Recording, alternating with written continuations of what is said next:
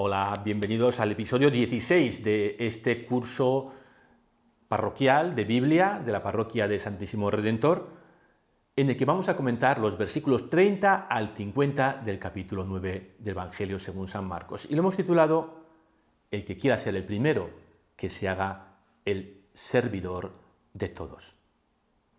Cuando iniciamos esta sección del viaje a Jerusalén hace unas 2 semanas, os decía que teníamos que estar atentos a la triple repetición de una secuencia de 3 elementos, 3 por 3, que por 3 veces Marcos nos iba a repetir una secuencia que consiste en anuncio por parte de Jesús de su pasión, muerte y resurrección. 2, algún gesto o palabra de incomprensión de los discípulos.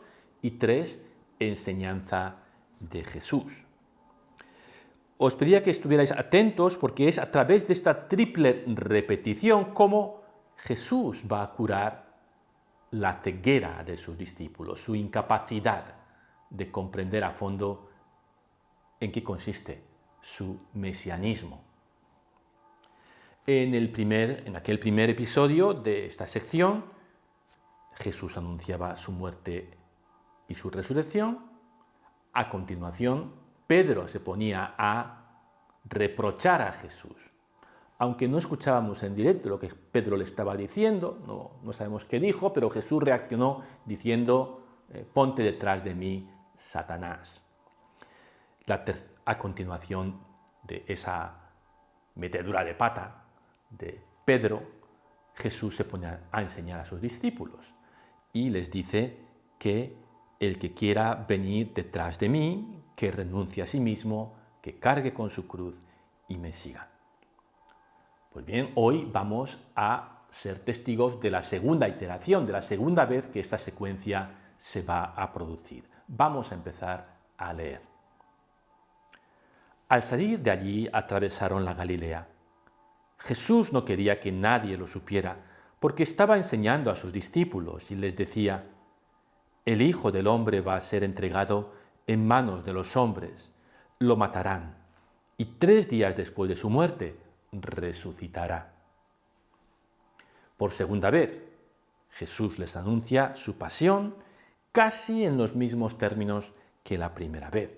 Así que podemos esperar que ahora viene, pues que algún discípulo haga algo que exprese que no entiende muy bien lo que Jesús les está diciendo. Vamos a leer.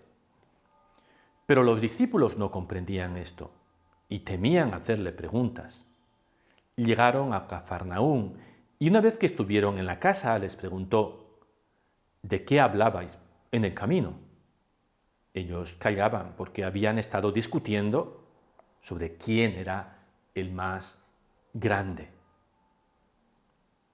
Los discípulos estaban discutiendo quién era el más grande. Cuando Pedro se pone a reprochar a Jesús, el evangelista no nos reporta las palabras de Marcos. Es como si no le pudiéramos oír qué está diciendo Pedro a Jesús. Ahora sí sabemos, aunque a cosa pasada, cuál era la discusión que tenían los discípulos. Pues que todos querían ser el más importante. Yo soy el más importante, ¿no? Y el otro pues respondía lo mismo. Así que esta es la causa de su incomprensión, ¿no? Queda más claro que todos quieren ser el más importante. Y Jesús les va a enseñar lo siguiente. Entonces, sentándose, llamó a los 12 y les dijo: el que quiera ser el primero debe hacerse el último de todos y el servidor de todos. Después, tomando a un niño, lo puso en medio de ellos y abrazándolo les dijo: el que recibe a uno de estos pequeños en mi nombre, me recibe a mí. El que me recibe no es a mí al que recibe, sino al que me ha enviado. El que quiera ser el primero, que se haga el último y el servidor de todos. Ese es el mensaje de Jesús. Esa es la receta de Jesús para curar la ceguera de sus discípulos.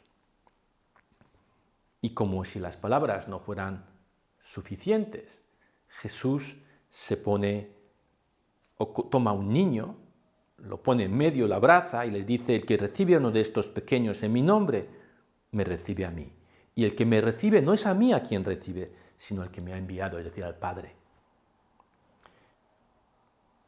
Así de sencillo y así de difícil, ¿no? Porque una cosa es decirlo y otra cosa es hacerlo.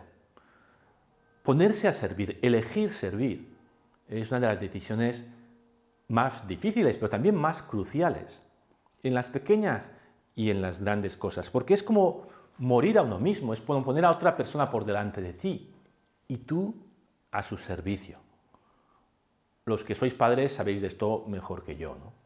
Que supone que el centro de tu vida ya no seas tú, sino esta criatura, ¿no? Pero Jesús no habla solamente, ni siquiera principalmente de los propios hijos, sino de acoger a esos niños, quizá que no son tuyos, o de acoger a esa persona necesitada y ponerla realmente en el centro, y tú a su servicio.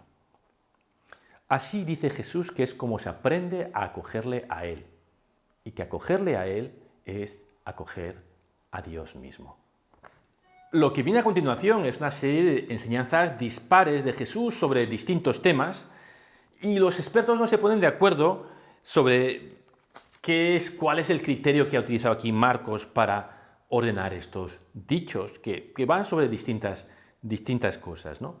Algunos comentaristas han dicho que el criterio ha sido memotécnico, simplemente, que como palabras clave que enganchan un tema con el siguiente. Por ejemplo, en la sección anterior, en el párrafo anterior, Jesús había dicho: el que recibe a uno de estos pequeños en mi nombre, y en el que vamos a comentar ahora aparece también la expresión demonios en tu nombre. Entonces, como que eso les ayudaba a recordar. No lo sé muy bien si esto es el criterio, tampoco es muy importante, pero bueno, podría ser.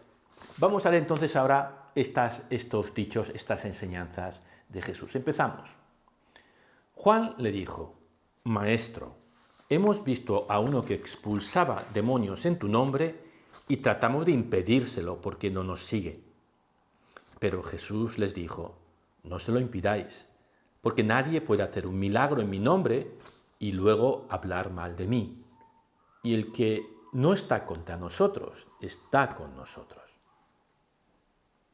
En el pasaje anterior, Jesús había pedido a sus discípulos que abandonaran esa actitud tan dañina de yo soy mejor que tú. Y aquí les pide que no sean tan intolerantes. Juan había tratado de impedir la actividad de un exorcista porque no nos sigue, dice, ¿no? Y Jesús le podía decir: querrá decir que no me sigue. Es decir, Juan podía haber dicho: porque no te sigue Jesús. En cambio dice: no, porque no nos sigue. Se incluye ahí, no es de mi grupo, no es de mi tendencia, de mi corriente, y que por lo tanto no puede hacer milagros, ¿no? Y Jesús le dice o le invita a estar atentos a la actividad del Espíritu, a la irrupción del reino de Dios en aquellas situaciones y con esas personas que no son las más esperables. A dejarte sorprender cómo el Espíritu actúa por canales no oficiales, en lugares inesperados, con personas que no hubieras pensado podrían estar actuando según el reino de Dios. Seguimos leyendo. Os aseguro que no quedará sin recompensa el que os dé de beber un vaso de agua por el hecho de que pertenecéis a Cristo. Así de claro, ¿no? Incluso el que haya ayudado al Evangelio con un vaso de agua será recompensado. Seguimos. Si alguien llegara a escandalizar a uno de estos pequeños que tienen fe, sería preferible para él que le ataran al cuello una piedra de moler y lo arrojaran al mar. Los arqueólogos han encontrado un montón de piedras de molino que servían para moler, para aplastar aceitunas, ¿no? Y unas piedras más de una tonelada, grandes, redondas, ¿no? Como son indestructibles, pues los arqueólogos pues los han encontrado en distintos sitios de Palestina. Y Jesús dice, preferible que trates eso al cuello y te tires al mar que escandalizar a un pequeño, escandalizar a una persona sencilla, impedir o hacer tropezar, ese significado de escandalizar, el camino de fe, en el camino de fe, a una persona sencilla. Y aquí se refiere sobre todo por escándalo a los abusos de poder, ¿no? Por parte de los responsables de la comunidad, de los responsables de la Iglesia. Y de esto pues hemos tenido recientemente pues dolorosas experiencias a lo largo y ancho de la Iglesia católica. Seguimos leyendo. Si tu mano es para ti ocasión de pecado, córtatela, porque más te vale entrar en la vida manco que ir con tus dos manos a la gehenna, al fuego inextinguible.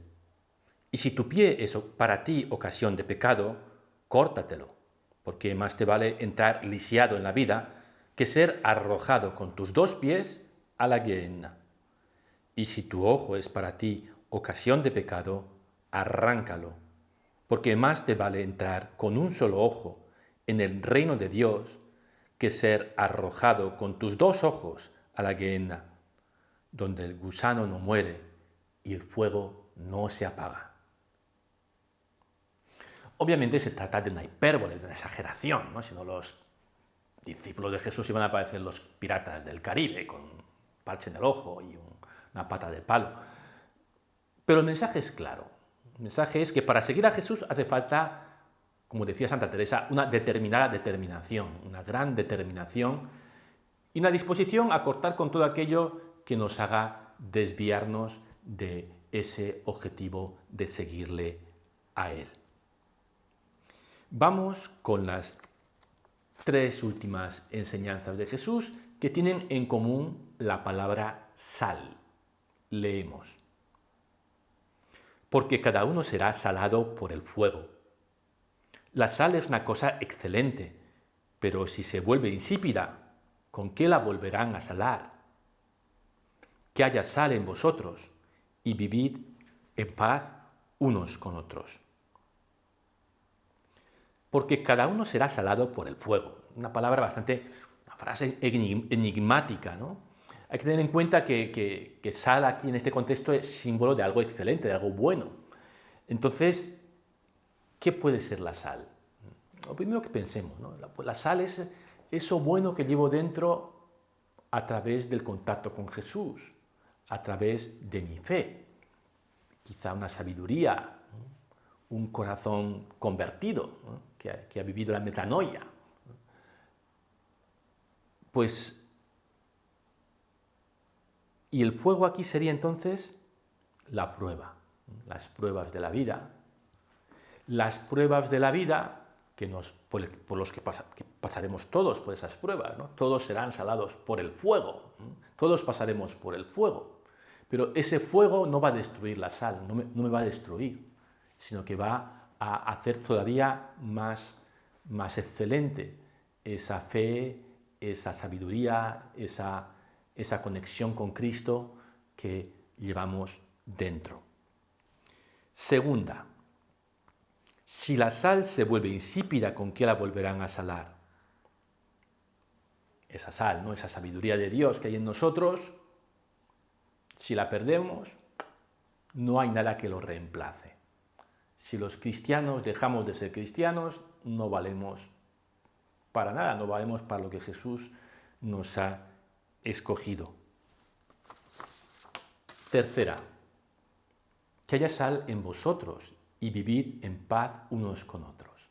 Esa sal es un principio de paz que nos permite vivir en paz y en armonía unos con otros. Cerramos aquí. A continuación siguen más enseñanzas de Jesús que las veremos la semana que viene sobre el divorcio, los niños y las riquezas, tres temas importantes. Pero eso la semana que viene. Y ahora vamos con las preguntas. ¿Has tenido alguna experiencia de haberte sentido engrandecido al servir? Al elegir ponerte en un lugar secundario, ¿te has sentido que te has hecho más grande en vez de más pequeño? ¿Has tenido alguna experiencia de eso? Segunda pregunta, ¿qué te dice la palabra acoger? El que acoge a un niño, me acoge a mí, a quien me acoge a mí, acoge al que me ha enviado. ¿Qué te dice a ti la palabra acoger? ¿Y qué implica acoger a un niño o a una persona necesitada en tu vida? Nos seguimos viendo en estos episodios. Hasta otra semana.